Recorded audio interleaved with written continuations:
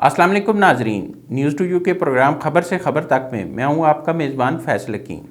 आज के प्रोग्राम में हम बात करेंगे पाकिस्तान स्टील मिल्स में होने वाली बेज़ाब्तियों के हवाले से। लेकिन उससे पहले आपसे गुजारिश है कि आप हमारे चैनल को सब्सक्राइब कर लें और बेल आइकॉन का बटन दबा लें ताकि आइंदा आने वाली वीडियोज़ और प्रोग्राम आपको बर वक्त मौसूल हो सकें। तो चलते हैं प्रोग्राम की तरफ और बात करते हैं पाकिस्तान स्टील मिल में होने वाली बेज़ाब्तियों के हवाले से। पाकिस्तान स्टील मिल्स के जो मुलाजमीन थे उनका प्रोविडेंट फंड था और उस प्रोविडेंट के जो हुजम था वो था 29 अरब 92 करोड़ 96 लाख 24,584 रुपये। ये साल है 2019-20 का और 29 अरब 92 करोड़ 96 लाख 24,584 रुपये का जो प्रोविडेंट फंड था उसको मुतलका हेड में जमा नहीं करवाया गया और उसके जो दीगर मकासद के लिए इस्तेमाल कर लिया गया। अब ऑडिट के रूल्स ये कहते हैं और जो प्रोविडेंट फंड के रूल्स जो हैं वो ये कहते हैं कि जितनी भी प्रोविडेंट फंड की कलेक्शन होती है, जो मुलाजमीन से कलेक्शन की जाती है और जो इदारा उसमें अपना हिस्सा डालता है, वो सारे का सारा उस कलेक्शन के मुकम्मल होने के 15 दिन के अंदर मुतलका हेड में जमा कराना चाहिए। लेकिन ये 29 अरब से ज़ायद की रकम मुतलका हेड में ना तो 15 रोज़ में जमा करवाई गई ना उससे बाद जमा करवाई गई। रूल्स ये भी कहते हैं कि किसी भी इदारे के जो फाइनेंशियल मामलात हैं उनको कंट्रोल करना और उसके हवाले से बाखबर रहना, उनको सही रास्ते पर चलाना, ये ज़िम्मेदारियाँ चीफ़ एग्जीक्यूटिव की और उसको दुरुस्त अंदाज में चलाने का ज़िम्मेदार भी चीफ़ एग्जीक्यूटिव है। लेकिन ऑडिट ये कहता है कि ये 29 अरब 92 करोड़ 96 लाख रुपए से ज़ायद की जो रकम थी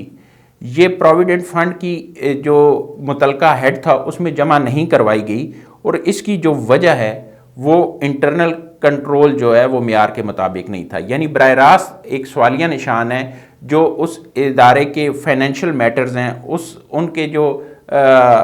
उसके ज़िम्मेदार हैं उन पर कि ना तो मतलूबा जो हेड था उसमें रकम आई और ना ही जो मुतलका ज़िम्मेदारान थे उन्होंने अपनी ज़िम्मेदारियां पूरी की कि वो 15 दिन के अंदर इस कलेक्शन को मुतलका हेड में जमा करवाएं। ऑडिट ने जब इस सारी सूरत हाल का जायज़ा लिया तो ऑडिट ने इसका ज़िम्मेदार करार दिया जो इंटरनल कंट्रोल है वो मियार के मुताबिक नहीं है और मामलात जो हैं वो दुरुस्तगी की बजाय तंजली की तरफ जा रहे हैं। अब ऑडिट इन सारे मामलात का जायज़ा लेने के बाद जब पाकिस्तान स्टील मिल इंतज़ामिया के सामने ये सवाल रखा तो उन्होंने कहा कि जी ये प्रोविडेंट की रकम जो थी प्रोविडेंट फंड की उसको हंगामी बुनियाद पर दीगर मकासद के लिए इस्तेमाल कर लिया गया। अब उस हवाले से रूल्स क्या हैं? उस हवाले से भी रूल्स ये हैं कि जो प्रोविडेंट फंड की रकम होती है वो सिर्फ मुतलका हेड में जमा की जा सकती है और जिस मकसद के लिए प्रोविडेंट फंड जो है वो जमा किया जाता है उसके अलावा दीगर मकासद के लिए उसको इस्तेमाल नहीं किया जा सकता। लेकिन यहाँ पे जो पाकिस्तान स्टील मिल्स की उस वक्त की इंतज़ामिया थी उसका ये कहना था कि ये सारा जो फंड था वो हंगामी बुनियादों पर मुख्तलिफ मकासद के लिए इस्तेमाल किया गया। ऑडिट ने उस हवाले से एक सवाल किया कि आया इसकी बुनियादी तौर पर मंजूरी ली गई थी किसी फोरम पर या वैसे ही इस्तेमाल कर लिया गया। इसका भी पाकिस्तान स्टील मिल की इंतज़ामिया के पास कोई जवाब नहीं था। ऑडिट ने तफसीलात मांगी और इस फंड के इस्तेमाल और उसके हवाले से जो तफसीलात थी वो भी पाकिस्तान स्टील मिल की इंतज़ामिया बेहतर तरीके से ऑडिट के सामने ना रख सकी। ऑडिट ने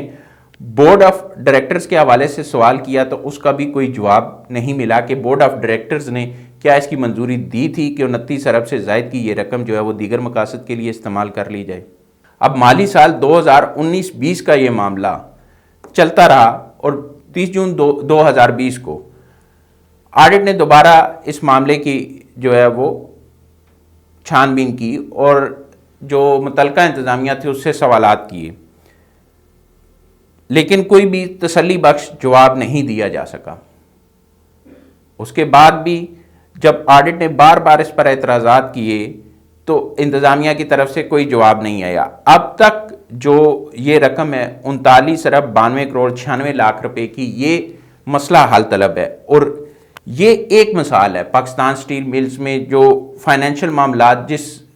तनज़ली का शिकार रहे और जिसकी वजह से पाकिस्तान स्टील मिल के खसारे का बताया जाता है कि वो खसारे में रही और उसका जो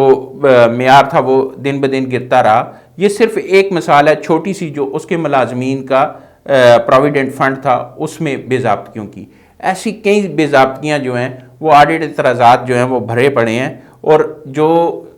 ऑडिट एतराज़ात हैं उस पाकिस्तान स्टील मिल्स के हवाले से उनमें से बहुत कम के जवाब पाकिस्तान स्टील मिल इंतज़ामिया जो है वो तसल्ली बख्श दे सकी है। तो अगर मजमूई तौर पर पाकिस्तान स्टील मिल्स की तनज़ली का जायज़ा लिया जाए कि किस तरह ये इदारा दिन ब दिन तबाह होता रहा, तो एक तो तजर्बात थे कि जो मतलूबा मेयार के मुताबिक अफसरान थे उनको तैनात करने में जो है वो लैतोलाल से काम लिया गया और सियासी तकर्रियाँ होती रहीं और सियासी बुनियादों पर लोग भर्ती होते रहे। दूसरा, वहाँ के जो फाइनेंशियल मामला थे, जिस तरह ये प्रोविडेंट फ़ंड का मसला सामने आया है, ये एक इम्पॉर्टेंट चीज़ है कि जो फाइनेंशियल मामला थे उनमें जो मुख्तलिफ़ किस्म की बेज़ाब्तियाँ हुई उससे इस इदारे को जो है वो तबाही की तरफ धकेला गया। लेकिन उसके बावजूद अभी तक हुकूमत जो है उसने इस हवाले से कोई हिकमत अमली ज़ाहिर नहीं की कि ये प्रोविडेंट फ़ंड हो या दीगर जो बेज़ाब्तियाँ पाकिस्तान स्टील मिल के हवाले से हैं उनके ज़िम्मेदारान के ख़िलाफ़ क्या कार्रवाई की जा रही है या उनके केसेस किन इदारों को भिजवाए जा रहे हैं। अगर इदारों को बेहतर बनाना है तो हमें वहाँ के फाइनेंशियल मामलात को भी बेहतर बनाना होगा, चाहे वो स्टील मिल है चाहे वो दीगर इदारे हैं, और उसके लिए अगर कहीं भी बेज़ाब्ती होती है तो ज़िम्मेदारान के ख़िलाफ़ कार्रवाई भी करनी होगी। हुकूमत को पाकिस्तान स्टील मिल के इदारे को तबाह करने वालों के ख़िलाफ़ कार्रवाई के लिए अपना वाज़े और ठोस मौक़िफ़ सामने लाना होगा और इक़दामात करने होंगे। अब तक के लिए इतना ही। बहुत जल्द आपके पास एक नई खबर के साथ हाज़िर होंगे। तब तक के लिए अल्लाह हाफ़िज़।